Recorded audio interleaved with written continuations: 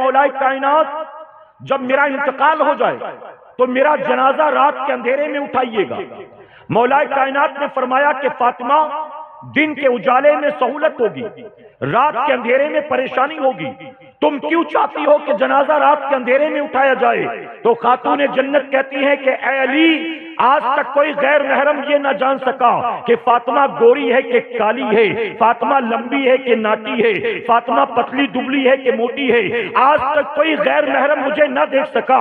اے علی، جس طرح زندگی پردے میں نے گزار دی، اسی طرح چاہتی ہوں کہ دنیا سے حالت پردہ میں گزر جاؤں، نہ جیتے جی کسی کی نظر، کسی غیر محرم کی نظر مجھے دیکھ سکی، نہ مرنے کے بعد کسی غیر محرم کی نظر مجھے دیکھ سکے۔ آپ ذرا سوچیں کہ جنہوں نے اپنے دنیا سے جانے کے بعد بھی پردے کی فکر کی، آج انہی کے آقا کا کلمہ پڑھنے والیاں خاتون جنت کی کنیز کہلانے والیوں کی پوزیشن کیا ہے؟ مسلمانوں کے محلے میں جا کر دیکھو، مسلمانوں کے بازار میں جا کر دیکھو، مسلمانوں کی شادیوں میں جا کر دیکھو، آج مسلمانوں کی اکثریت آپ کو بے پردہ نظر آئے گی، بے حیا بے غیرت نظر آئے گی، شرم و حیا اٹھا لی گئی، پردہ اٹھا لیا گیا۔ اے مسلمانوں، اسی ہندوستان کی سرزمین کا واقعہ ہے۔ آج سے تقریباً 50 سال پہلے حیدرآباد کی سرزمین پر مسلمانوں کا ایک جلسہ تھا۔ مسلمانوں کے جلسے میں ایک سادھوی آتی ہے، ایک ہندو عورت آتی ہے اور آ کر کہتی ہے کہ مسلمانوں،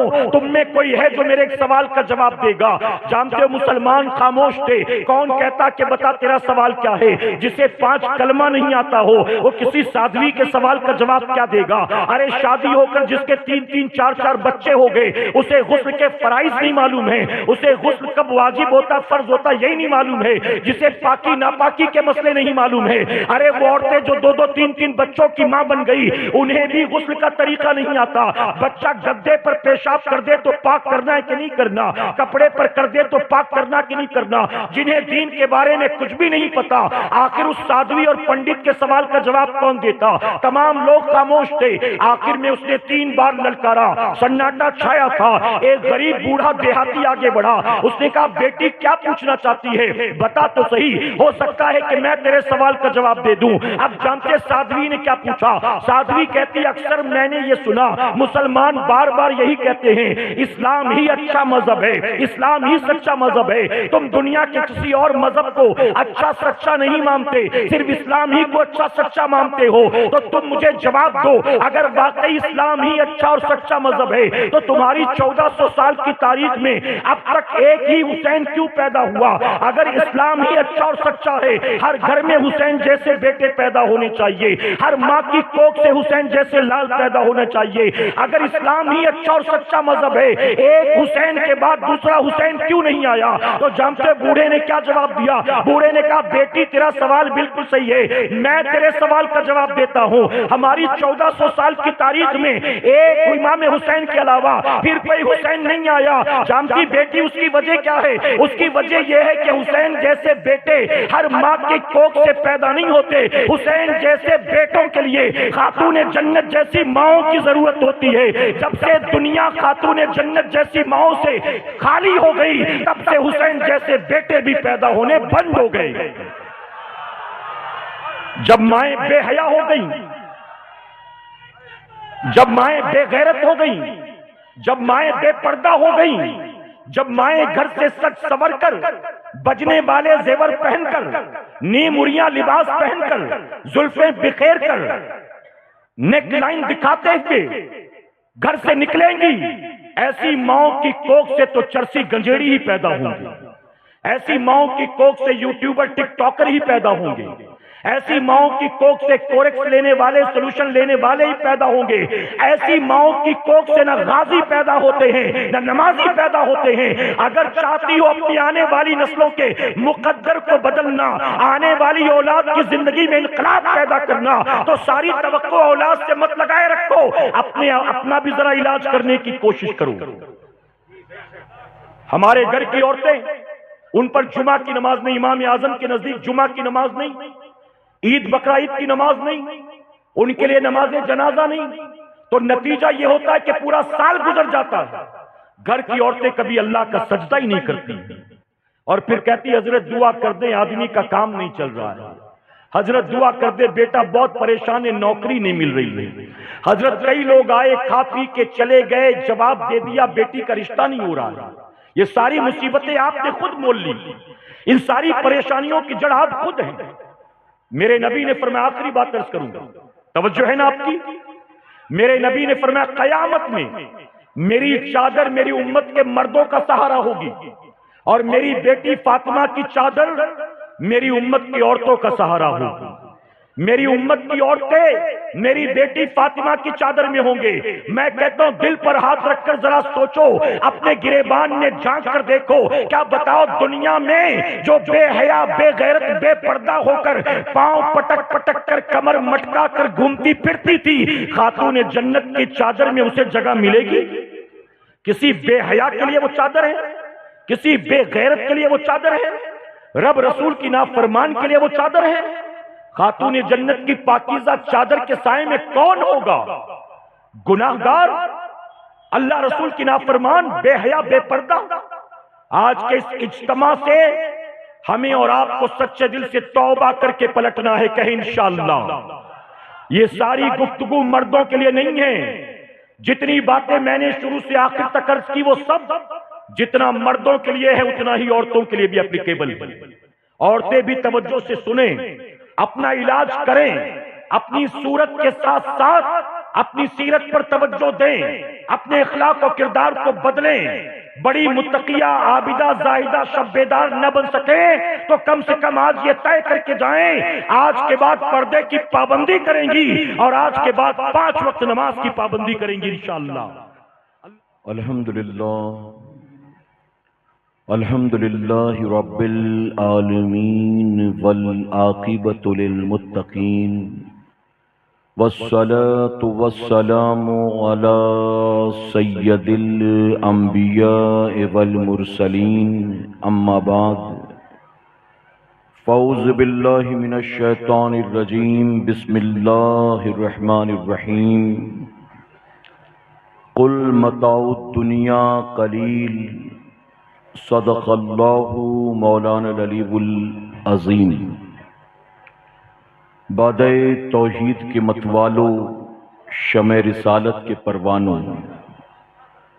خاتون جنت حضرت فاطمہ الزہرا کی چاہنے والیوں، آئیے سب سے پہلے ہم اور آپ نہایت ہی ادب اور احترام کے ساتھ اپنے اور ساری کائنات کے مرکز عقیدت جناب محمد الرسول اللہ صلی اللہ تعالی علیہ وسلم کی بارگاہ بے کس پناہ میں جس طرح سے میں آپ کو پڑھاؤں، میرے ساتھ مل کر مرد حضرات بآواز بلند اور ہماری مائیں بہنیں بچیاں دھیمی آوازوں میں درود شریف کا نذرانہ پیش کریں۔ الصلاۃ والسلام علیک یا رسول اللہ،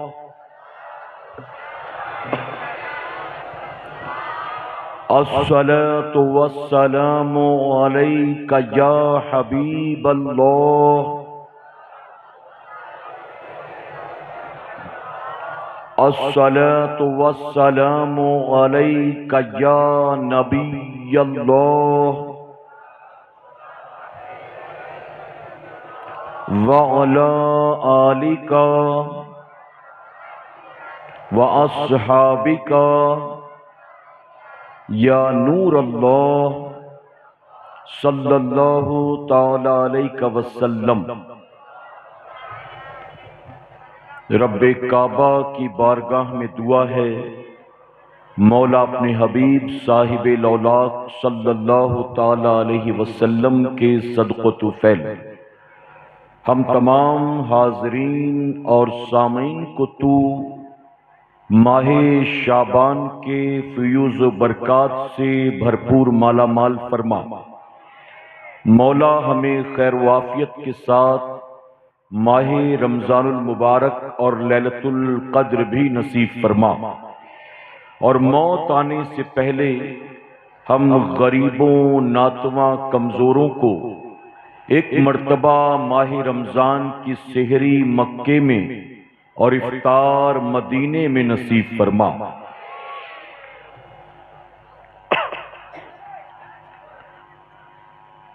یہ دنیا اہل دنیا کو ہنسی معلوم دیتی ہے، یہ دنیا اہل دنیا کو ہنسی معلوم دیتی ہے، نظر والوں کو یہ اجڑی ہوئی معلوم دیتی ہے۔ یہ دنیا اہل دنیا کو ہنسی معلوم دیتی ہے، نظر والوں کو یہ اجڑی ہوئی معلوم دیتی ہے۔ یہ کس نے کر دیا سب دوستوں سے مجھ کو بیگانہ، یہ کس نے کر دیا سب دوستوں سے مجھ کو بیگانہ، مجھے اب دوستی بھی دشمنی معلوم دیتی ہے۔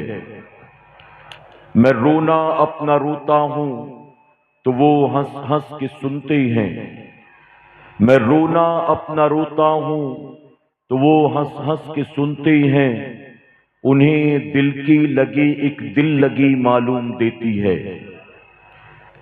میرے پیارے آقا علیہ الصلوۃ والتسلیم کے پیارے دیوانوں، اللہ رب العزت کا بے پناہ کرم اور احسان کہ اس نے ہمیں اور آپ کو ماہ شعبان کی برکت والی شب میں اپنے ذکر پاک کی اس پاکیزہ محفل میں شرکت کی توفیق عطا کی۔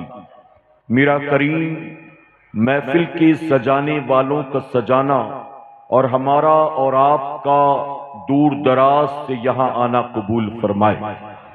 میرے پیارے آقا علیہ الصلوۃ والتسلیم کے پیارے دیوانوں، ابھی میں نے آتے ہوئے دیکھا کہ پیچھے اچھی خاصی جگہ خالی ہے پنڈال کے اندر، اس شامیانے اور ٹینٹ کے اندر، لیکن اس کے باوجود بھی لوگ دائیں بائیں یہاں وہاں کھڑے ہیں، کوئی وہاں بیٹھنے کو تیار نہیں ہے۔ میرے پیارے آقا علیہ الصلوۃ والتسلیم کے پیارے دیوانوں، یہ سارا اہتمام آپ کے لیے ہے، اور آپ کے حق میں اور ہمارے حق میں بہتر یہ ہے کہ آپ اطمینان کے ساتھ بیٹھ کر اللہ اور اس کے رسول صلی اللہ علیہ وسلم کے فرامین کو سنیں، اور اس اجتماع میں ذرا بھی آپ کی طرف سے کوئی بدنظمی پیدا نہ ہو، اس بات کا بھرپور خیال رکھیں۔ اگر آپ کی وجہ سے کوئی ڈسٹرب ہوتا ہے یا آپ کی وجہ سے اجتماع ڈسٹرب ہوتا ہے تو ظاہر ہے کہ آپ ایسی صورت میں نیکیوں کے نہیں بلکہ گناہوں کے مستحق ہو جائیں گے، اور ہم اتنی دور سے اس محفل میں نام اعمال میں گناہ لکھانے کے لیے نہیں بلکہ نیکیاں لکھانے کے لیے آئے ہیں۔ میرے پیارے آقا علیہ الصلوۃ والتسلیم کے پیارے دیوانوں، میں دیکھ رہا ہوں کہ مرد حضرات کے ساتھ ساتھ کافی تعداد میں خواتین بھی یہاں موجود ہیں۔ اللہ تعالیٰ آپ سب کا آنا قبول فرمائے۔ آپ جانتے ہیں کہ ہماری اس محفل پاک کا مقصد جو ہے یہ بھیڑ بھاڑ جمع کرنا نہیں ہے، بلکہ سنی دعوت اسلامی کا ہفتہ واری اجتماع ہو، سنی دعوت اسلامی کا ماہانہ اجتماع ہو، سنی دعوت اسلامی کا سالانہ اجتماع ہو، کہیں قافلے نکلتے ہوں، حلقے لگتے ہوں، درس ہو، تفسیر ہو، تقریر ہو، ان ساری چیزوں کا مقصد جو ہے وہ قوم کی اصلاح کرنا ہے، یعنی ایمان و عقیدے کی حفاظت کے ساتھ عمل صالح کی دعوت دینا ہے۔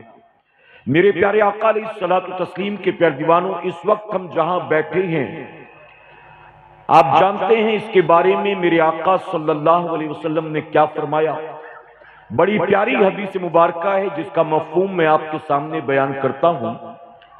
ویسے بھی اوور آل اجتماع تھوڑا سا ڈیلے چل رہا ہے، اور عنقریب ہماری بزم کے دولہا آج کے اس اجتماع کے خصوصی خطیب اولاد غوث اعظم سید امین القادری صاحب قبلہ تشریف لانے والے ہیں، تو حضرت کے آنے سے پہلے مختصر وقت کے لیے آپ کے سامنے حاضر آیا ہوں۔ میں تیزی کے ساتھ اپنی باتیں آپ کے سامنے رکھوں گا، اس نیت کے ساتھ میں جو کچھ کہوں میرا کریم اس پر سب سے پہلے مجھے، اس کے بعد آپ تمام کو عمل کی توفیق عطا فرمائے۔ میرے پیارے آقا علیہ الصلوۃ والتسلیم کے پیارے دیوانوں، میں پھر ایک بار گزارش کرتا ہوں کہ پیچھے کی طرف یا درمیان میں جہاں کہیں بھی جگہ آپ کو خالی نظر آئے، آپ اس جگہ کو پر کر لیں، آپ وہاں آ کر بیٹھ جائیں، اللہ آپ کو اس کا بہتر اجر عطا فرمائے گا۔ اور اگر جگہ خالی ہو تو آپ لوگوں کو پیچھے سے بلا لیں، سرک جائیں تاکہ درمیان میں جگہ خالی نہ رہے۔ حدیث شریف میں آتا ہے کہ اگر مسجد میں نماز کے دوران صفوں میں جگہ خالی رہ جائے تو وہاں شیطان حائل ہو جاتا ہے۔ اب آپ بتائیے کہ جماعت کھڑی ہے اللہ کے گھر میں اور اس وقت اگر درمیان میں جگہ ہو تو شیطان گھس جاتا ہے، تو کیا بتائیے اس محفل میں اگر یہاں وہاں جگہ خالی ہوگی تو شیطان یہاں داخل نہیں ہوگا؟ جب مسجد میں جماعت کے وقت صفوں میں گھس جاتا ہے تو یہاں آنے سے اسے کون روک سکتا ہے؟ اور پھر ہوتا یہ ہے کہ وہ آ کر جب ہمارے دائیں بائیں بیٹھ جاتا ہے نا تو ہم علماء کی تقریر سنتے ہیں، نعرہ بھی لگاتے ہیں، لیکن وہاں سے جانے کے بعد ہماری زندگی میں کوئی تبدیلی نہیں آتی ہے، کیونکہ چونکہ درمیان میں شیطان بھی موجود ہوتا ہے تو وہ ہمیں عمل کرنے نہیں دیتا بلکہ دل میں وسوسات پیدا کرتا ہے۔ جسم محفل میں ہوتا ہے، دل دماغ دنیا میں بھٹک رہا ہوتا ہے۔ تو اس لیے درمیان میں شیطان کے لیے جگہ نہ چھوڑیں، بلکہ درمیان میں جگہ خالی ہو تو مومن بھائی کو بیٹھنے کے لیے جگہ دے دیں کہ انشاءاللہ، محبت سے کہیں۔ اور آپ جانتے ہیں اگر محفل میں اپنے مومن بھائی کے لیے جگہ بنائیں گے تو اس کا کیا بدلہ ملے گا؟ اللہ کے پیارے محبوب صلی اللہ علیہ وسلم فرماتے ہیں جو محفل میں اپنے مومن بھائی کے لیے جگہ بناتا ہے اللہ لوگوں کے دل میں اس کے لیے عزت پیدا فرما دیتا ہے۔ تو آپ محفل میں جگہ بناؤ، اللہ لوگوں کے دل میں آپ کے لیے جگہ بنا دے گا۔ اب جو لوگ بھی دل میں جگہ بنوانا چاہتے ہیں وہ محفل میں لوگوں کو جگہ دینے والے بن جائیں، اللہ سب کو عمل کی توفیق عطا کرے۔ میرے پیارے آقا علیہ الصلوۃ والتسلیم کے پیارے دیوانوں میں عرض کر رہا تھا، اللہ کے پیارے محبوب صلی اللہ علیہ وسلم نے ایسی محفلوں کے تعلق سے کیا فرمایا؟ حضور اکرم صلی اللہ علیہ وسلم نے صحابہ اکرام سے فرمایا کہ میرے صحابیوں، جب کبھی تمہارا گزر جنت کے باغوں سے ہو تو تم جنت کے کچھ میوے بھی چر لیا کرو، جنت کے کچھ میوے بھی کھا لیا کرو۔ تو صحابہ اکرام کو بڑا تعجب ہوا۔ صحابہ اکرام نے سوچا کہ ہم نے مکہ معظمہ میں کھجوروں کے باغ دیکھے، ہم نے مدینہ منورہ میں کھجوروں کے باغ دیکھے، ہم نے عرب کے مختلف ملکوں میں کھجوروں کے باغ دیکھے، ہمیں جنت کا باغ تو کہیں کبھی نظر ہی نہیں آیا۔ تو انہوں نے عرض کیا کہ یا رسول اللہ صلی اللہ علیہ وسلم، ہمیں زمین پر بھلا جنت کا باغ کہاں ملے گا؟ تو جانتے ہو میرے نبی نے کیا فرمایا؟ آپ فرماتے ہیں کہ زمین پر جہاں اللہ کے ذکر کی محفل سجتی ہے اللہ زمین کے اس ٹکڑے کو جنت کے باغ میں تبدیل فرما دیتا ہے۔ میرے نبی نے جنت کے باغ کا پتہ بتایا، اور کیا بتایا؟ کہ جہاں کچھ دیوانے جمع ہو کر اللہ کے ذکر کو چھیڑ دیتے ہیں، پھر رب کے ذکر کی برکت سے زمین کا وہ ٹکڑا جو ہے وہ جنت کے باغ میں تبدیل ہو جاتا ہے۔ تو پتہ چلا کہ بظاہر تو ہم بوکاروں میں بیٹھے ہیں، لیکن رسول اللہ نے فرمایا کہ تم ذکر کی برکت سے اس وقت جنت کے باغ میں بیٹھے ہوئے ہو۔ کہاں بیٹھے ہوئے ہیں جی؟ جنت کے باغ میں بیٹھے ہیں۔ اب آپ بتائیے جنت کے باغ میں، آپ دنیا کی مثال لے لیں، دنیا میں کسی کا باغ ہو یا دنیا میں کسی کا کھیت ہو یا دنیا میں کسی کا گھر ہو، آپ بنا مالک کی اجازت کے اس کے گھر میں، باغ میں، کھیت میں گھس سکتے ہیں؟ بتائیے، اپنی مرضی سے کوئی کسی اور کے گھر میں، کھیت میں، باغ میں جا سکتا ہے؟ نہیں جا سکتا۔ تو پتا چلا کہ جب دنیا میں کسی انسان کے باغ میں بنا مالک کی اجازت کے نہیں جا سکتے ہو تو جنت کے باغ میں بھی کوئی ایک بھی اپنی مرضی سے نہیں آ کر بیٹھا ہے، جتنے آئے ہیں سب کو رب نے بیٹھنے کی توفیق عطا فرمائی۔ تو گویا چاہے اوپر بیٹھنے والے ہوں چاہے نیچے بیٹھنے والے ہوں، جنت کے باغ میں کوئی ایک بھی اپنی طرف سے نہیں آیا بلکہ سب مولا کی مرضی سے آئے ہیں۔ اسی لیے ہم کہتے ہیں یہ محفل وہ محفل ہے جہاں آیا نہیں جاتا، جہاں رب کی طرف سے بلایا جاتا ہے۔ آپ بتائیے اس اجتماع کی دعوت کہاں کہاں کتنوں تک پہنچی ہوگی؟ پوسٹرز بھی دیکھے ہوں گے، سوشل میڈیا پر اعلان بھی سنا ہوگا، جمعہ میں بھی اعلانات ہوئے ہوں گے، لیکن جن جن لوگوں کے کانوں تک دعوت پہنچی، کیا وہ سب کے سب یہاں پہنچے؟ میرے پیارے آقا کے پیروانوں، آپ کے بوکاروں میں نکل کر تلاش کریں تو میں منبر رسول پر موجود ہوں، علماء کی موجودگی میں ذمہ داری سے کہوں گا کہ کئی بوکاروں کے مرد ایسے ہوں گے، جوان ایسے ہوں گے جو ابھی بھی بوکاروں کے ہو کر بھی گھر میں بیٹھے ہوئے ہیں کہ ان کو اللہ نے آنے کی توفیق نہیں دی۔ اور آپ دیکھیں کہ جو میرے دائیں بیٹھے ہمارے مولانا محمود صاحب، ہمارے ساتھی تبریز انصاری صاحب، یہ 450 کلومیٹر کا سفر طے کر کے یہاں آئے ہیں۔ یہ ہمارے مولانا اورنگ آباد بہار سے سفر طے کر کے آئی ہوئے سرفراز نجمی صاحب۔ آپ ذرا سوچیں تو پتا چلا کہ جتنے بھی آئے ہیں، چاہے اوپر بیٹھے ہوں، چاہے نیچے بیٹھے ہوں، چاہے آگے والے ہوں، چاہے پیچھے والے ہوں، ایک بھی اپنی مرضی سے نہیں آیا، سب میرے مولا کی توفیق سے آئے۔ اور میرے پیارے آقا کے پیروانوں، اللہ نے اپنے باغ میں بیٹھنے کی توفیق دی۔ یہ رب کا کتنا کرم ہے نا، یہ رب کا کتنا کرم ہے کہ آج ہمارا میزبان کوئی اور نہیں ہے۔ اگر اللہ کے ذکر کی محفل میں آئے ہو، جنت کے باغ میں بیٹھے ہو، تو ظاہر ہے کہ آج ہمارا میزبان بوکاروں کے مبلغین یا ذمہ داران نہیں ہیں۔ آج جس کے باغ میں بیٹھے ہیں وہ رب خود ہمارا میزبان ہے، ہم اس کے مہمان ہیں۔ ہمیں رب کا شکر ادا کرنا چاہیے۔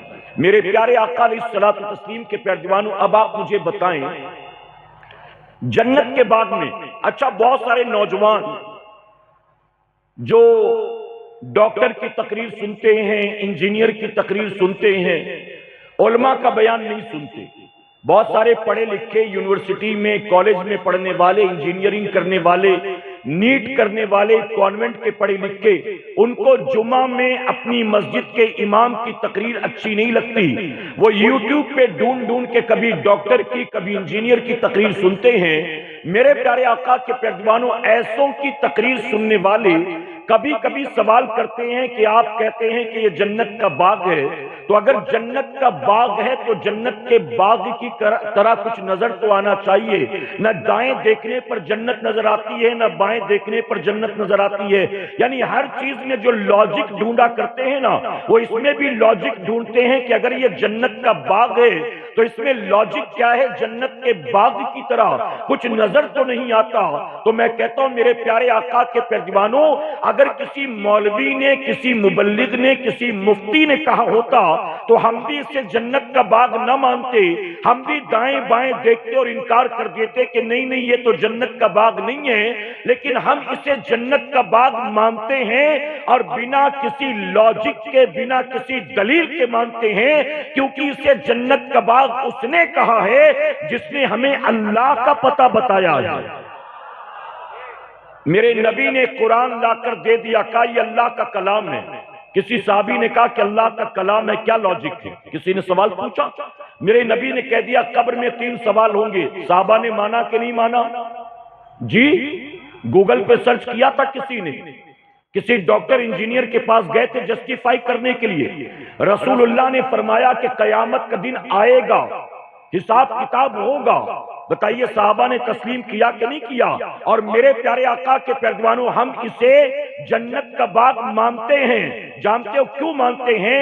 ابھی شب معراج رخصت ہوئی ہے۔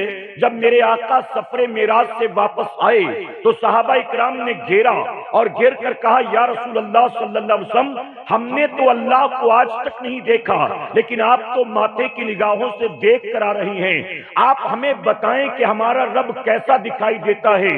اس کی وجہ کہ ہمیں تو ابو جہل بھی چھیڑتا ہے، ابو لہب بھی چھیڑتا ہے، عتبہ شیبہ بھی تنگ کرتے ہیں، ہم سے کہتے ہیں کہ جس کو تم نے دیکھا نہیں نہیں اس کو تم نے خدا مان لیا، جس کی آواز کو تم نے سنا نہیں، جس کو کبھی تم نے محسوس کیا نہیں، تم اس کو خدا مانتے ہو۔ نہ تم نے کبھی اسے دیکھا، نہ تمہارے محمد نے کبھی اسے دیکھا صلی اللہ علیہ وسلم، تم اسے بن دیکھے مانتے ہو۔ ہمارے ساتھ چلو ہمارے بت کدے میں، ہم تمہیں اپنا خدا دکھاتے ہیں۔ لات کو دیکھ لینا، منات کو دیکھ لینا، عزا کو دیکھ لینا، ہمارے خداؤں کو تم دیکھ بھی سکتے ہو، چھو بھی سکتے ہو، محسوس بھی کر سکتے ہو، ان کے قریب جا کر بیٹھ بھی سکتے ہو۔ تم اسے مانتے ہو جسے نہ تم دیکھ سکتے ہو نہ جس کی آواز کو سن سکتے ہو۔ یا رسول اللہ، دن رات ہمیں یہ ظالم پریشان کرتے ہیں، کم سے کم آپ ہمیں بتا دیں ہمارا رب کیسا دکھائی دیتا ہے تاکہ ہم ان کو جواب دے سکیں۔ تو جانتے ہو میرے نبی نے کیا فرمایا تھا؟ بہت توجہ کے ساتھ سنیں گے تو بات سمجھ میں آئے گی، ورنہ آپ مس کر دیں گے۔ جب صحابہ نے کیا کہا، ہم نے تو نہیں دیکھا، آپ تو دیکھ کر آ رہی ہیں، کم سے کم بتا دیں کہ رب کیسا دکھائی دیتا ہے۔ تو جانتے ہو میرے نبی نے کیا فرمایا تھا؟ آقا فرماتے ہیں تم مجھ سے پوچھتے ہو، میں تمہیں بتاؤں کہ اللہ کیسا دکھائی دیتا ہے؟ ارے کیسے بتاؤں کہ وہ کیسا دکھائی دیتا ہے؟ کوئی مثل ہو تو مثال دوں کہ ویسا دکھائی دیتا ہے، اگر کوئی مثل ہو تو مثال دوں کہ ایسا دکھائی دیتا ہے۔ جب میرے نبی نے فرمایا وہ کیسا ہے، تمہیں کیسے بتاؤں کہ کیسا ہے؟ کوئی مثال ہی نہیں ہے کہ کیسے بتاؤں کہ کیسا ہے۔ تو جانتے ہو صحابہ نے پھر زبان دراز نہیں کیا، بلکہ سارے صحابہ ایک آواز ہو کر بے ساختہ پکار اٹھے، ایک دیکھنے والے کا کہا مان لیا ہے، ایک دیکھنے والے کا کہا مان لیا ہے، بن دیکھے تجھے ہم نے خدا مان لیا ہے۔ تو ان کے کہنے پر ہم نے اللہ کو اللہ مانا، خالق بھی مانا، مالک بھی مانا، رازق بھی مانا۔ جب ان کے کہنے پر ہم نے اللہ کو مان لیا تو ان کے کہنے پر کیا اسے جنت کا باغ نہیں مان سکتے ہو؟ جی تو اس وقت ہم کہاں بیٹھے ہیں؟ جی کہاں بیٹھے ہیں؟ جنت کے باغ میں بیٹھے ہیں، اور یہ رسول اللہ نے فرمایا جنت کے باغ میں۔ اور جنت کے باغ میں کوئی اپنی مرضی سے نہیں بیٹھا بلکہ سب مولا کی مرضی سے بیٹھے ہیں، مولا کی۔ اب میرے پیارے آقا کے پیروانوں، یہاں ایک بات علماء کی موجودگی میں سمجھانے کے لیے آپ کو عرض کرتا ہوں۔ قیامت کے دن یہ تو ہوگا، حدیث شریف میں آتا ہے کہ جب حساب کتاب ختم ہوگا، جہنمیوں کو جہنم میں جھونک دیا جائے گا اور جنتیوں کو جنت میں داخل کر دیا جائے گا۔ سنا ہے نا آپ نے؟ حساب کتاب مکمل، جہنمی جہنم میں، جنتی جنت میں۔ اس کے بعد جن کے سینے میں رائی کے دانے کے برابر ایمان ہوگا، انہیں جہنم سے نکال کر میرے نبی کی شفاعت کے صدقے جنت میں داخل کر دیا جائے گا۔ لیکن جو جنتی جنت میں چلے گئے، پھر ان میں سے ایک کو بھی جنت سے نکالا نہیں جائے گا۔ یعنی جہنم میں جانے والے جہنمیوں کو حضور کی شفاعت کے صدقے یا سینے میں رائی کے دانے کے برابر ایمان ہے تو اس کی وجہ سے جہنم سے نکال لیا جائے گا اور جنت میں داخل کر دیا جائے گا۔ لیکن جو جنتی جنت میں چلے گئے، پھر ایک کو بھی جنت سے نکالا نہیں جائے گا۔ پتا چلا مسلمانوں، جہنمی جہنم سے تو نکل سکتا ہے، لیکن جنتی جو جنت میں چلا گیا، اب جنت سے وہ کبھی نکالا نہیں جائے گا۔ اب میرے کریم نے ہم جیسے گناہگاروں کو جب جیتے جی دنیا میں محبوب کے فرمان کے صدقے جنت کے باغ میں بیٹھنے کا موقع دے دیا، تو مسلمانوں اس کی شان کریمی، شان رحیمی سے امید لگائیں۔ یقیناً جس نے جیتے جی زمین پر جنت کے باغ میں بٹھایا ہے، اب مرنے کے بعد وہ بھی جنت سے نہیں نکالے گا، بلکہ مرنے پر بھی مولا جنت ہی عطا فرمائے گا۔ تو یہ موقع زندگی میں بار بار آیا نہیں کرتے۔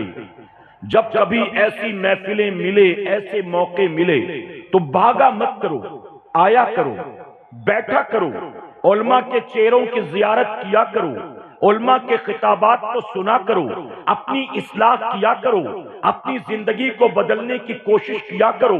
مسلمان ہو، اپنی سوچ اور فکر کو بدلو، اپنی لائف سٹائل کو بدلو، اپنی زندگی کے شب و روز و معاملات کو بدلو، اپنے اخلاق و کردار کو بدلو۔ اور ان محفلوں کا مقصد صرف یہی ہوتا ہے، چندہ جمع کرنا یا پبلک جمع کرنا یا اپنا نام اور واہواہی لوٹنا، یہ مقصد نہیں ہوتا، بلکہ ان محفلوں کا اصل مقصد جو ہوتا ہے وہ قوم کی اصلاح کے لیے ہوتا ہے۔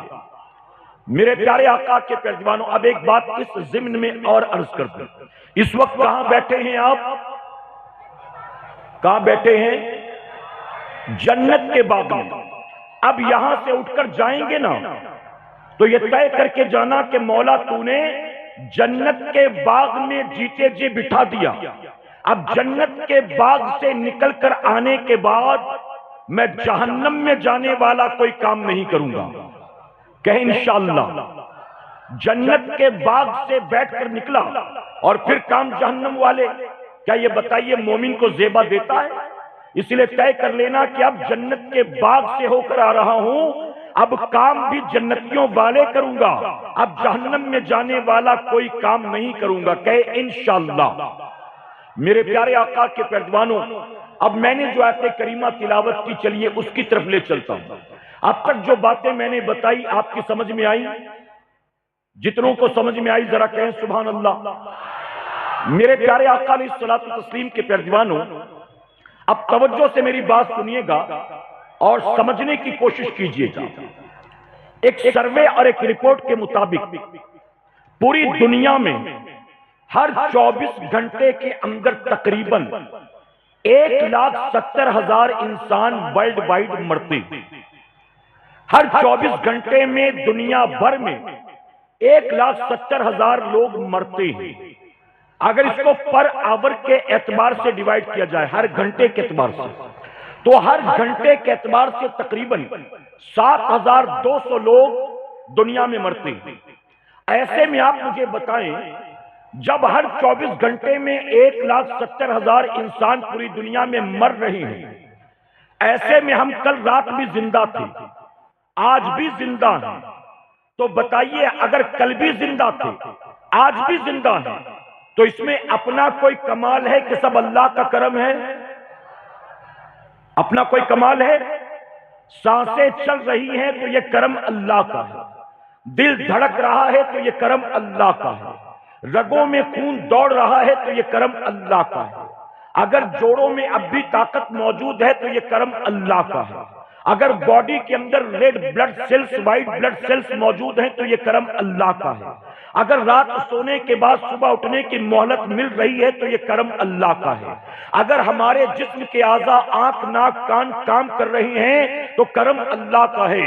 جب میرے پیارے آقا کے پیروانوں، ہماری زندگی اور موت پر اللہ کے سوا قدرت رکھنے والا کوئی نہیں، خالق بھی وہی، مالک بھی وہی، رازق بھی وہی، عزت و ذلت دینے والا وہی، بیماری اور بیماری سے شفا دینے والا وہی، جب وہی سب کچھ ہے تو بتائیے ایسے میں کیا ہمیں ہر لمحہ اپنے رب کا شکر ادا نہیں کرنا چاہیے؟ اگر مانتے ہو کہ خالق بھی وہی، مالک بھی وہی، تو ظاہر ہے کہ پھر ایسے میں تو ہر لمحہ اپنے رب کا شکر ادا کرنا چاہیے۔ لیکن آج کے دور کے مسلمانوں کو دیکھ کر معذرت کے ساتھ کہنا پڑتا ہے کہ موجودہ دور کا مسلمان، چاہے مرد ہو چاہے عورت ہو، اللہ کی نعمتوں پر لمحہ لمحہ شکر ادا کرنا تو درکنار، اللہ تبارک و تعالیٰ کا باغی اور نافرمان بن چکا ہے۔ اللہ نے جن باتوں کا حکم دیا وہ کرنے کو تیار نہیں، اور جن باتوں سے بچنے کا حکم دیا اس سے بچنے کو تیار نہیں۔ ایسا لگتا ہے کہ موجودہ دور کا مسلمان پوری طرح سے اللہ کی نافرمانی اور بغاوت پر اتر آیا ہے۔ میرے پیارے آقا کے پیروانوں، ایک نوجوان کے ذہن میں ایک مرتبہ سوال آیا۔ سوال کیا تھا؟ مومن میں اور مسلمان میں کیا فرق ہے؟ مومن کسے کہتے ہیں اور مسلمان کسے کہتے ہیں؟ آپ نے یہ دونوں لفظ پہلے بھی سنے ہوں گے نا کئی بار۔ مومن کبھی کہا جاتا ہے، کبھی مسلمان کہا جاتا ہے۔ اس نوجوان نے اس سوال کا جواب حاصل کرنے کے لیے بہت سے لوگوں سے رابطہ کیا.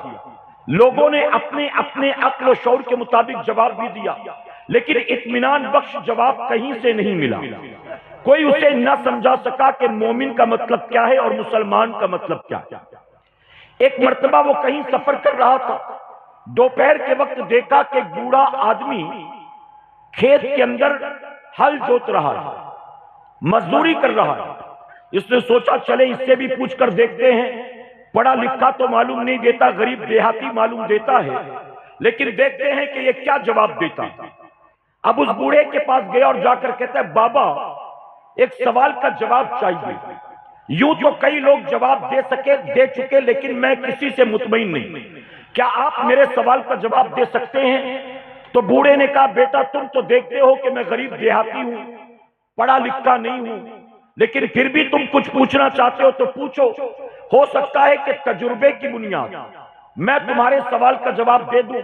علم تو نہیں ہے لیکن دنیا کے اتار چڑھاؤ بہت دیکھے، دنیا کا رنگ دھوپ چھاؤں بہت دیکھا. ہو سکتا ہے تجربے کی بنیاد تمہیں جواب دے دوں.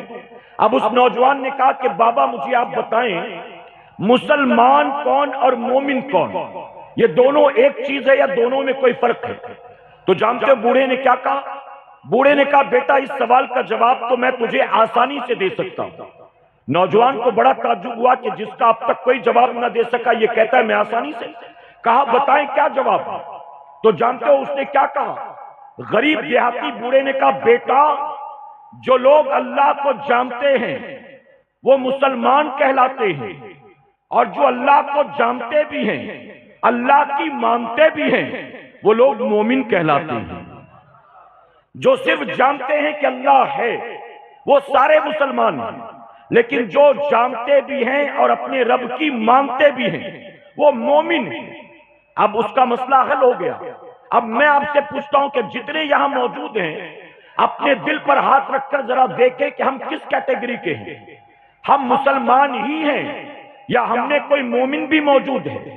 اگر ہم ایک وقت کی نماز نہیں پڑھتے، اگر ہم شراب پیتے ہیں، اگر ہم جوا کھیلتے ہیں، اگر ہم ناچ ڈرامے کھیل تماشے دیکھتے ہیں، اگر ہم گالی گلوچ کرتے ہیں، اگر ہم دوسروں کی غیبت چغلی کرتے ہیں، اگر اپنے ماں باپ کو جھڑکیاں دیتے ہیں، اگر ہم اپنی نگاہوں کو آوارہ چھوڑے ہوئے ہیں، دوسروں کی بہو بیٹیوں کی عزت ہماری زبان سے ہماری آنکھوں سے محفوظ نہیں ہے، اگر ہم رات بھر پب جی کھیلتے ہیں، رات بھر یوٹیوب پر گندی گندی فلمیں ڈرامے کھیل تماشے دیکھتے ہیں، پوری رات ہم لوگوں کا reel Instagram D P story یہی دیکھتے رہتے ہیں، اگر پوری رات جنگلی رمی کھیلتے ہیں، لوڈو کھیلتے ہیں، آپ بتائیے تو ہم کس درجے کے مسلمان ہیں؟ میرے پیارے آقا کے پیروانوں، جو نہ عشاء پڑھتا ہے، نہ فجر پڑھتا ہے، نہ ظہر مغرب عصر پڑھتا ہے، وہ کہتا ہے کہ میں بھی تو مومن اور مسلمان ہوں.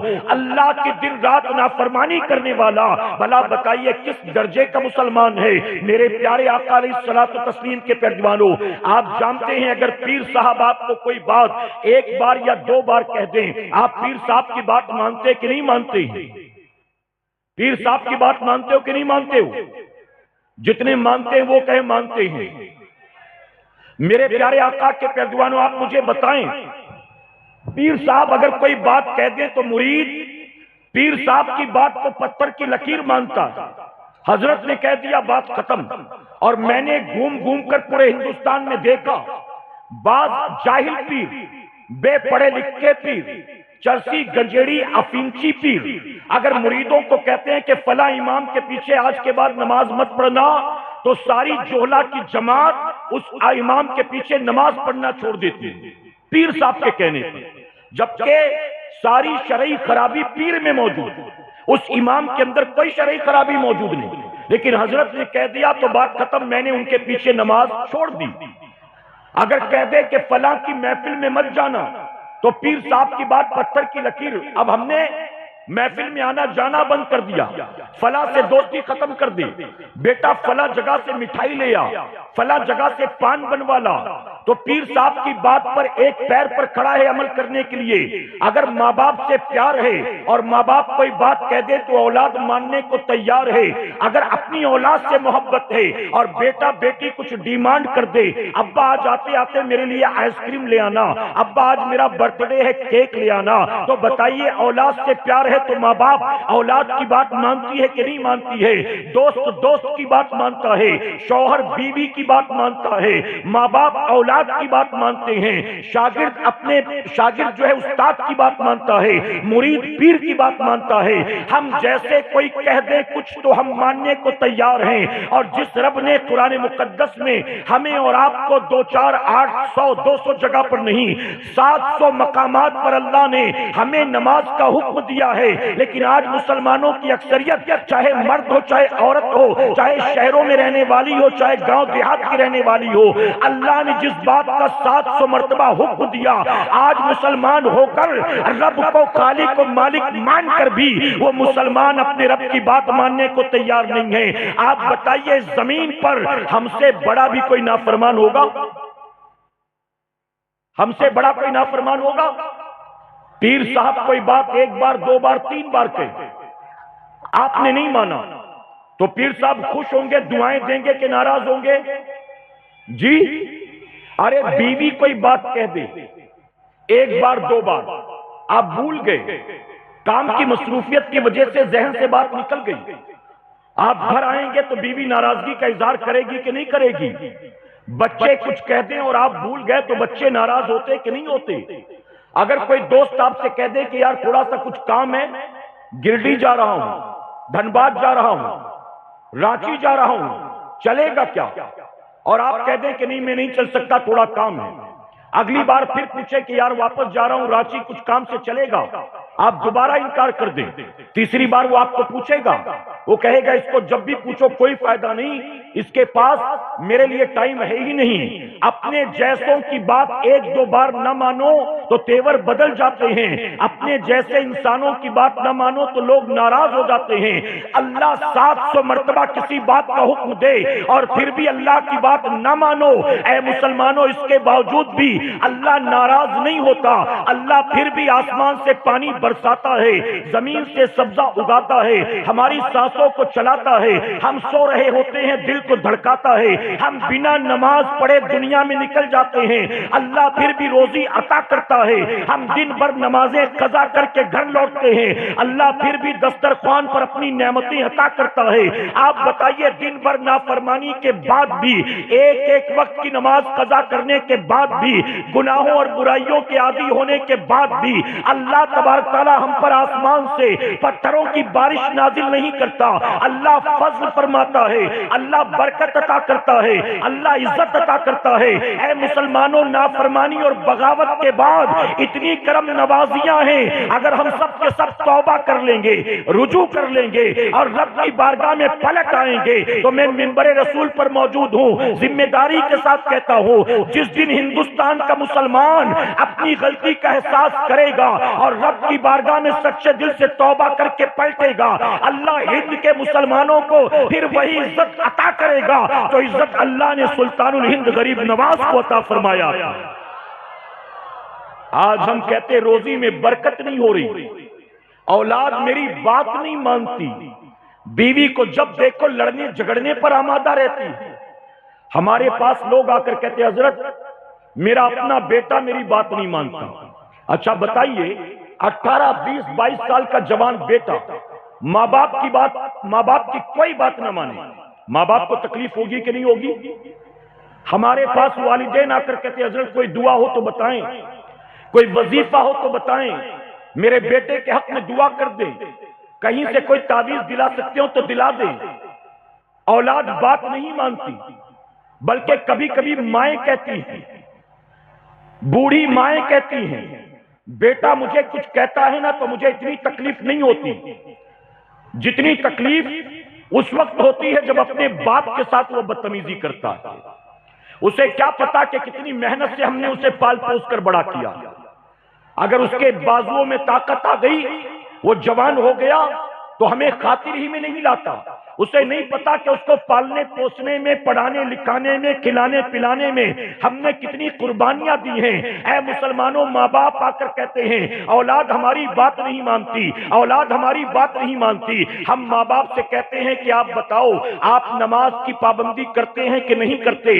ایسے میں وہ جواب دیتے کہ حضرت ٹائم ہی نہیں ملتا، اتنا بزی رہتا ہوں کہ نماز کیسے پڑھوں، اگر نماز پڑھوں گا تو گھر کا چولہا کیسے جلے گا، اگر نماز پڑھوں گا تو بیٹی کی شادی کیسے کراؤں گا، اگر نماز پڑھوں گا تو بیٹے کو پڑھاؤں گا لکھاؤں گا کیسے؟ آپ سوچئے نمازیں قضا کر کے ماں باپ نے اپنی اولاد کو پروان چڑھایا، لیکن اولاد ماں باپ کی بات تک ماننے کو تیار نہیں، ان سے مسکرا کر بات کرنے کو تیار نہیں، ان کے ساتھ دسترخوان پر بیٹھ کر کھانا کھانے کو تیار نہیں۔ ہم ایسے ماں باپ سے کہتے ہیں تم نے اپنی اولاد کی خاطر نمازیں قضا کی، اور تم نے نماز قضا کر کے دن اور رات میں روزانہ 700 بار اپنے رب کی نافرمانی کی ہے۔ ارے جب دن اور رات میں تم 700 بار اپنے رب کی نافرمانی کرتے ہو تو تمہاری اولاد تمہاری فرمانبردار کیسے ہو سکتی؟ جب تم اپنے رب کی نہیں مانتے تو تمہاری اولاد کیوں کر تمہاری بات مانے گی؟ بتائیے کریکٹ ہے کہ نہیں ہے؟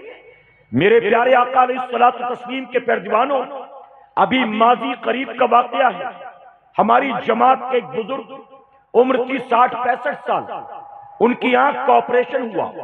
کبھی کبھی ایک عمر کے بعد آنکھ کے آپریشن کی ضرورت پیش آ جاتی، ان کی آنکھ کا آپریشن ہوا۔ آپریشن کرا کے جب گھر لوٹ رہے تھے تو ڈاکٹرز نے ان سے کہا کہ ابھی آپ کی آنکھ کا آپریشن ہوا ہے، زخم ہرا ہے، ٹانکے تازہ ہیں، آپ 3 دن احتیاط کرنا، 3 دن سجدہ مت کرنا۔ اگر آپ سجدہ کریں گے آنکھ پر پریشر آئے گا، ہو سکتا ہے کہ ٹانکا کھل جائے، ہو سکتا ہے کہ خون بہنے لگے، تکلیف ہو جائے گی۔ 3 دن تک نماز مت پڑھنا، احتیاط کرنا، سجدہ مت کرنا۔ تو جانتے وہ بزرگ گھر آئے تو گھر آ کر کیا کہتے؟ گھر آ کر اپنی بیوی کو کہتے کہ 3 دن میرے حصے کا کھانا مت بنانا، 3 دن میرے حصے کی روٹیاں مت بنانا۔ بیوی نے کہا بھلا وہ کیوں؟ میں آپ کے ساتھ تھی، ڈاکٹر نے 3 دن سجدہ کرنے سے منع کیا، روٹیاں کھانے سے، کھانا کھانے سے ڈاکٹر نے منع نہیں کیا۔ تو جانتے ہو بزرگ نے کیا جواب دیا؟ بزرگ کہتے میں جانتا ہوں ڈاکٹر نے 3 دن مجھے سجدہ کرنے سے منع کیا ہے، 3 دن تک جس کا سجدہ نہیں کرنا ہے کس منہ سے 3 دن تک اس کی نعمت کھاؤں گا؟ بلا کس منہ سے 3 دن اس کی نعمت کھاؤں گا؟ تو 3 دن سجدہ بھی نہیں کرنا، 3 دن اس کی نعمت بھی نہیں کھانا۔ میں آپ سے پوچھتا ہوں کل ناشتے میں آپ نے کیا کھایا تھا؟ پرسوں دوپہر میں آپ نے کیا کھایا تھا؟ پچھلے اتوار کو آپ نے رات کو کیا کھایا تھا؟ آپ کو کیا مینو یاد رہتا ہے؟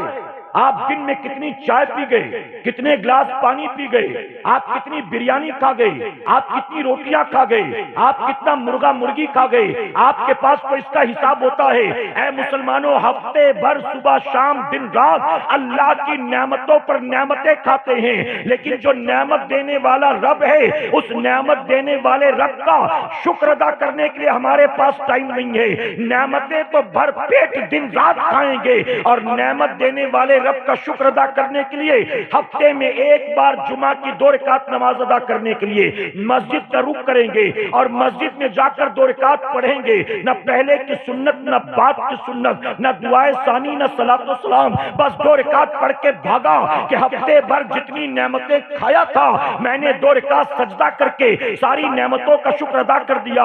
اے سرکار مدینہ کے پیروانوں، یاد رکھنا یہ ایک زندگی نہیں، ایسی کئی زندگیاں ملے اور تمام ہو جائیں، ہم اللہ کی نعمتوں کا شکر ادا کرنا تو دور کی بات اللہ کی نعمتوں کا شمار بھی نہیں کر سکتے۔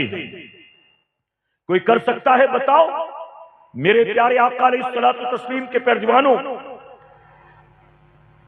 سچی حکایات میں مولانا ابو نور بشیر رحمت اللہ تعالی نے بنی اسرائیل کے ایک عابد کا واقعہ نقل کیا۔ آپ فرماتے بنی اسرائیل میں ایک عابد تھا، دنیا سے کٹ کٹا کر 300 سال تک ایک پہاڑ کی چوٹی پر وہ اللہ کی عبادت کرتا رہا۔ 300 سال، بتائیے 300 سال پہاڑ کی چوٹی پر گوشہ نشینی اختیار کر کے اللہ کی عبادت، یہ کوئی معمولی کام ہے؟ کتنا بڑا عابد ہوگا؟ 300 سال کے بعد جب وہ نماز ادا کر رہا تھا، موت کا فرشتہ آیا، فرشتہ قریب آ کر کھڑا ہو گیا۔ جب اس بندے نے سلام پھیرا، سلام پھیرنے کے بعد دیکھا کوئی اور بھی موجود ہے۔ اس سے پہلے آج تک پہاڑ کی چوٹی پر اس کے سوا کوئی نہیں آیا گیا، آج کوئی اجنبی سامنے کھڑا دکھائی دیا تو اس عابد نے حیرت سے پوچھا کہ اللہ کے بندے تو کون ہے، یہاں کیسے اور یہاں کیوں؟ تو اس پر جانتے اس موت کے فرشتے نے بنی اسرائیل کے عابد سے کیا کہا؟ اس نے کہا میں موت کا فرشتہ ہوں، میں اسرائیل علیہ السلام ہوں، اللہ نے مجھے بھیجا ہے تمہاری روح کو قبض کرنے کے لیے۔ تو بنی اسرائیل کے عابد نے حیرت سے کہا اگر تو واقعی ملک الموت ہے، روح قبض کرنے آیا ہے، تو وہاں کھڑے رہ کر کیا کر رہا ہے؟ تو نے میری روح کو نکالا کیوں نہیں؟ تو جانتے ہو ملک الموت نے کیا جواب دیا؟ اسرائیل علیہ السلام نے کہا کہ میں آیا تو ہوں تیری روح قبض کرنے، لیکن اللہ نے مجھے حکم دیا ہے کہ اسرائیل جاتے ہی اس کی روح مت قبض کرنا، بلکہ میرے بندے سے پوچھنا وہ کس حال میں موت پسند کرتا ہے، کس حال میں مرنا چاہتا ہے، جس حال میں مرنا پسند کرے اس حال میں اس کی روح کو قبض کرنا۔ آپ بتائیے اللہ کا کتنا پسندیدہ اور مقبول بندہ تھا، کیا کسی اور کو ایسی مہلت ملی؟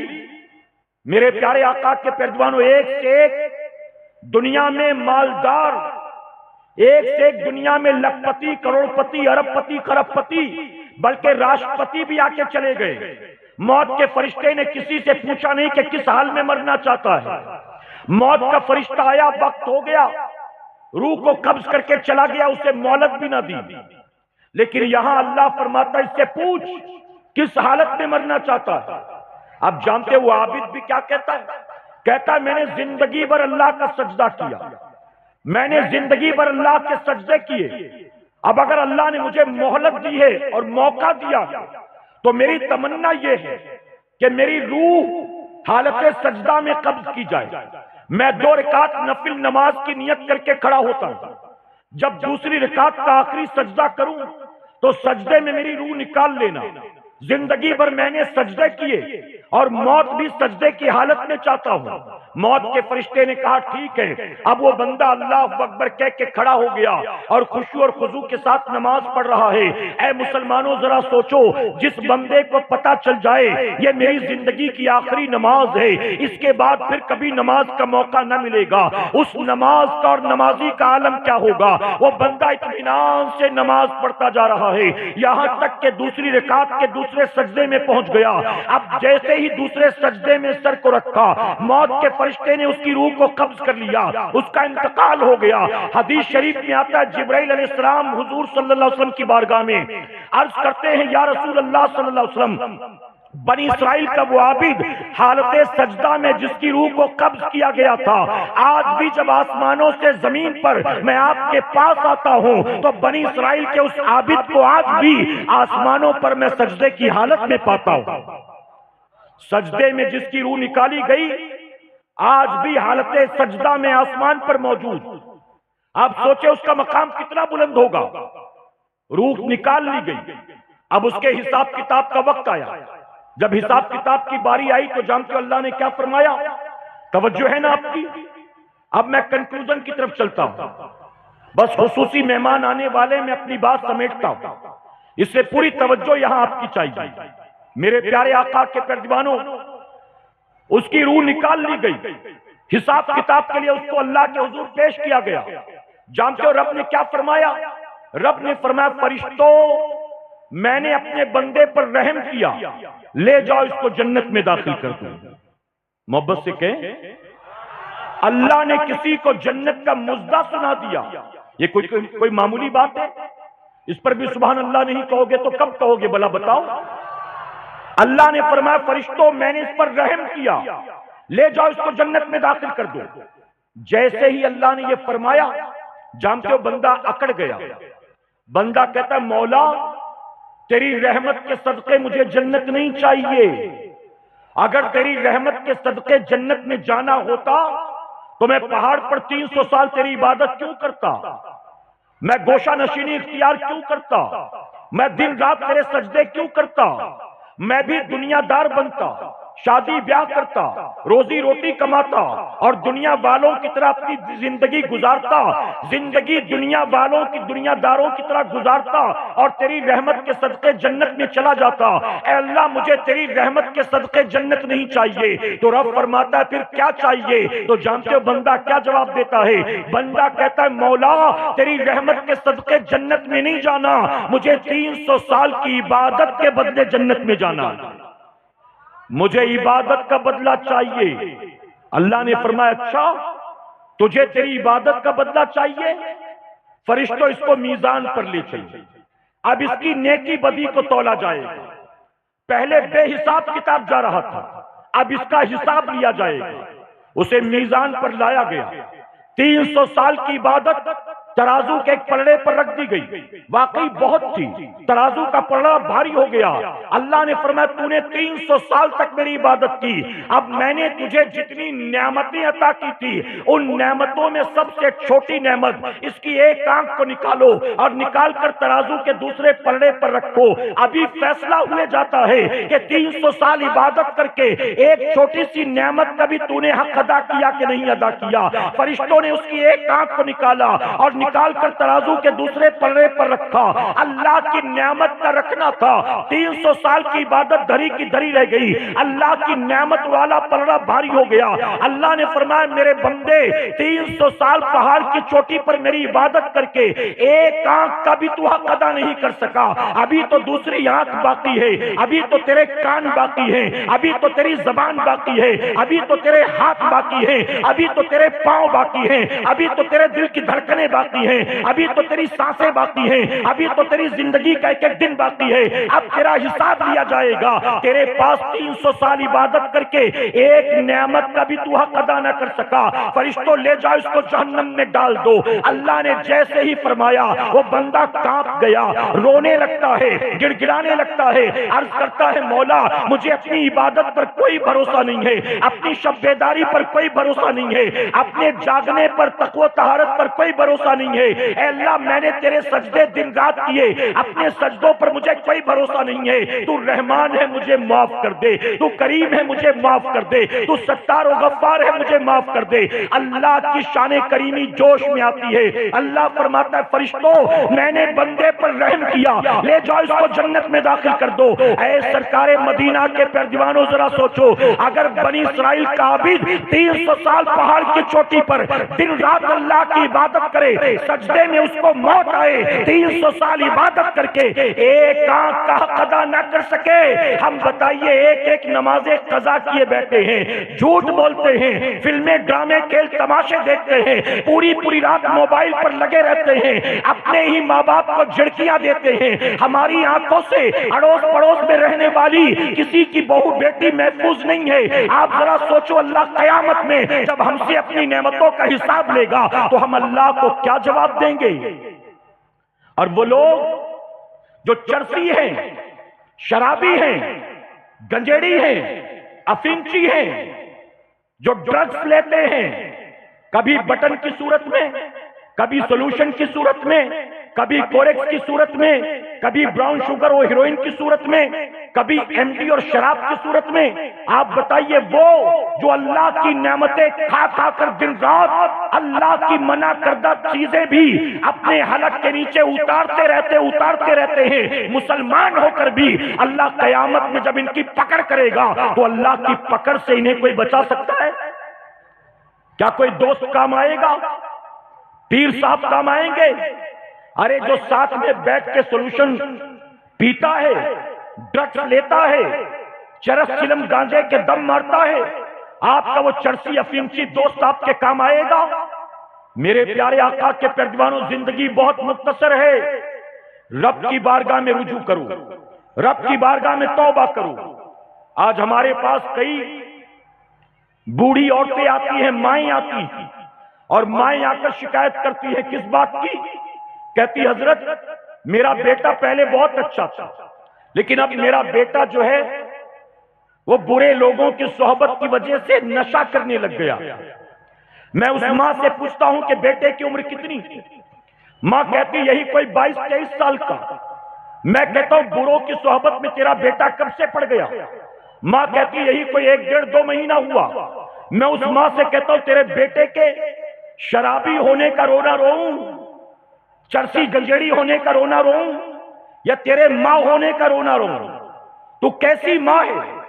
9 مہینے تو نے اپنی اولاد کو اپنے پیٹ میں رکھا، اپنی جان کو داؤں پر لگا کر تو نے اس کو جنم دیا، پھر 2 سال تک اس کو اپنے سینے سے لگا کر اپنے خون کو دودھ کی شکل میں اسے پلاتی رہی، تو نے اس کے رال ناک تھوک کو صاف کیا، تو نے اس کے پیشاب پیخانے کو صاف کیا۔ ارے تیرے ساتھ 20-22 سال تھا، تو کیسی ماں ہے؟ کیا سارا قصور تیری اولاد کا ہے؟ 22 سال بیٹا تیرے پاس تھا، 22 سال میں اپنے بیٹے کو تو نمازی نہیں بنا سکی، اور 2 مہینے کی دوستی نے اسے شرابی بنا دیا۔ سارا قصور اولاد کا ہے، ماں باپ کا کوئی قصور نہیں۔ آج ماں باپ ہائے دنیا، ہائے دنیا، ہائے پیسہ، ہائے پیسہ، کوئی غریب غریب نہیں رہنا چاہتا، کوئی لکھپتی لکھپتی نہیں بلکہ کروڑ پتی بننا چاہتا ہے، کروڑ پتی اور ارب پتی خرب پتی بننا چاہتا ہے۔ دنیا کی دولت سے پیٹ بھرتا نہیں، کما کما کر کمر جھک گئی پھر بھی مطمئن ہوتا نہیں۔